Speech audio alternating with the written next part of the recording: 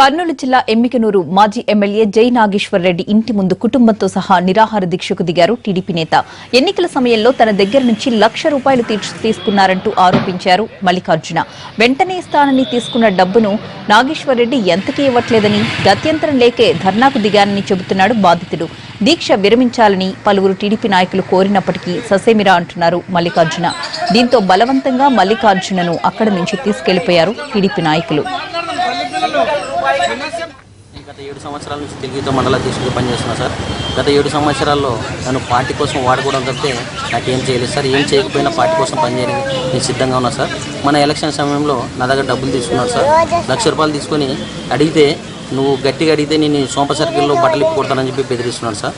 ఈ విషయం నాదొకటే కాదు సార్, చాలామంది ఈ జరిగినాయని నాకు తెలిసింది.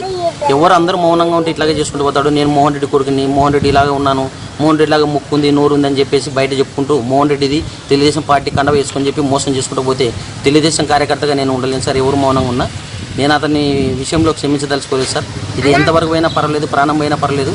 నా మీద దాడి చేయించినా కూడా ఆయన పట్టించుకోలేదు.